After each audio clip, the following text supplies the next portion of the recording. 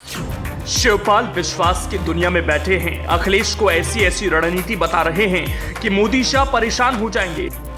शिवपाल यादव ने घेरा deputy CM Keshav Prasad Maurya और ब्रजेश पाठक पर अपनी आंख तरेरी। केशव ब्रजेश अखिलेश को ललकार रहे। शिवपाल ने दोनों की ललकार पर मार दी अपनी दहाड़। सबको केशव ब्रजेश के जवाब का इंतजार। सपा के राष्ट्रीय महासचिव शिवपाल यादव जब से सपा में आए फॉर्म में हैं। जो उनके सामने आ रहे हैं उनकी राजनीति ध्वस्त सी नजर आ रही है। शिवपाल की निगाहों में जो समा रहे हैं उसकी लुटिया डूबनी तय हो जाती है, जिससे रघुराज शाक्य के साथ हुआ। मैनपुरी में जीत के लिए वो बड़ी बात कर रहे थे, तभी शिवपाल की एंट्री हुई और उनके सारे हसीन सपने ध्वस्त हो गए।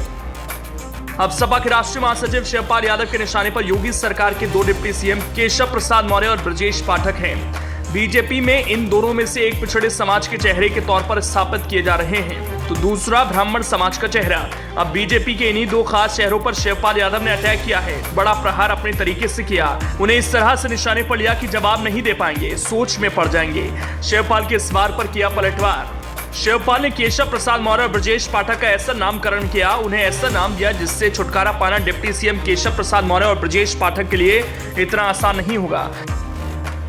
शिवपाल ने योगी सरकार के दोनों उप मुख्यमंत्रियों का क्या नाम रखा है, उसके बारे में बताएंगे। उससे पहले जानिए शिवपाल ने 2024 में पीएम मोदी के हैट्रिक को रोकने के लिए क्या संकल्प लिया और उसे सिद्ध कैसे करेंगे। अनुभव से सजी शिवपाल यादव की राजनीति इस वक्त हाईली मोटिवेटेड है। सब कुछ ठीक उसी तरह से हो रहा है जैसा वो चाह रहे हैं। राजनीति को जिस ट्रैक पर शिवपाल ले जाना चाहते हैं उसी ट्रैक पर ले जाने में कामयाब हो रहे हैं। अब देखिए, यूपी में अखिलेश और शिवपाल ने पहले ही तय कर लिया था, किसी भी कीमत पर पीएम मोदी और उनकी पार्टी बीजेपी की सियासी महत्वाकांक्षा को रोकने के लिए वो पश्चिम बंगाल की मुख्यमंत्री ममता बनर्जी को थर्ड फ्रंट पर आने के लिए कन्विंस करेंगे, क्योंकि अखिलेश शिवपाल को मालूम है कि थर्ड फ्रंट को ताकतवर बनाने के लिए उसमें ममता बनर्जी का होना जरूरी है। इसलिए जैसे दोनों 17 मार्च को कोलकाता पहुंचे, वैसे ही कुछ घंटे बाद ममता बनर्जी से मिलने के लिए उनके पास निकल पड़े। उनसे घंटे भर बात की, 2024 को लेकर प्रारंभिक रणनीति बनाई। इसी दौरान तीसरे मोर्चे को अस्तित्व में लाने के लिए ममता की अहमियत कितनी है उससे वाकिफ कराया।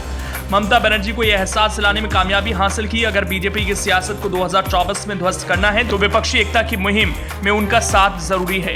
ममता बनर्जी भी समझी और इस तरह से हामी भर दी, और उसके बाद ये बात सामने आई कि पीएम मोदी से लड़ाई के लिए तीसरे मोर्चे के जन्म की नींव रख दी गई है। और इसमें अखिलेश इसलिए कामयाब हो पाए क्योंकि उनके साथ शिवपाल हैं। शिवपाल का सीधा मानना है, बीजेपी और कांग्रेस एक सियासत के चट्टे बट्टे हैं, दोनों की राजनीति एक जैसी है। इसलिए जितनी आवाज बीजेपी के खिलाफ बुलंद करनी है उतनी ही आवाज कांग्रेस के खिलाफ भी बुलंद करनी होगी। ये शिवपाल के राजनीतिक अनुभव का ही परिणाम है, जिसकी वजह से अखिलेश और ममता बनर्जी डिकोड करने में कामयाब हुए। राहुल को बीजेपी प्रोजेक्ट कर रही है, राहुल को विपक्ष का चेहरा बनाने का प्रयास किया जा रहा है, और इस बात से ममता पूरी तरह सहमत हुई। तभी टीएमसी की ओर से बयान आया कि वो कांग्रेस को, राहुल गांधी को विपक्ष का बिग बॉस नहीं मानते। एक तरफ शिवपाल पश्चिम बंगाल में सपा की रणनीति को धार देने में लगे हैं, दूसरी ओर कोलकाता में योगी सरकार के डिप्टी सीएम केशव प्रसाद मौर्य और ब्रजेश पाठक को अपने निशाने पर ले लिया। दोनों को एक नया नाम दे दिया।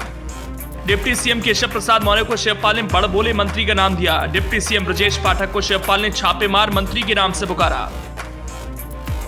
अब कहेंगे ऐसा क्यों कहा शिवपाल ने, क्योंकि डिप्टी सीएम केशव प्रसाद मौर्य अक्सर सपा अध्यक्ष अखिलेश यादव पर कुछ ना कुछ कमेंट कर देते हैं, तो कभी उनके निशाने पर स्वामी प्रसाद मौर्य आ जाते हैं, कभी शिवपाल यादव केशव के निशाने पर रहते हैं। केशव के तर्क को शिवपाल पचा नहीं पाते। अब देखिए ना, कभी अखिलेश ने 100 विधायक लाओ मुख्यमंत्री बनने का ऑफर दिया था, अब डिप्टी सीएम केशव प्रसाद मौर्य ने पलटवार करते हुए एक तर्क दिया, कहा कि सपा के आधे से ज्यादा विधायक उनके संपर्क में हैं, वो अखिलेश यादव का साथ छोड़कर बीजेपी ज्वाइन करना चाहते हैं। 50 से ज्यादा विधायक मिल चुके हैं। अगर इतनी बड़ी पार्टी चलाकर अखिलेश यादव को यह पता नहीं है तो उन्हें फिर इस बारे में पता करना चाहिए। तो ब्रजेश पाठक स्वास्थ्य विभाग और अस्पतालों की छापेमारी करते आए हैं, लेकिन स्वास्थ्य व्यवस्था की हालत अब भी चरमराई हुई है, इसलिए शिवपाल ने ब्रजेश पाठक को छापेमार मंत्री के नाम से नवाजा।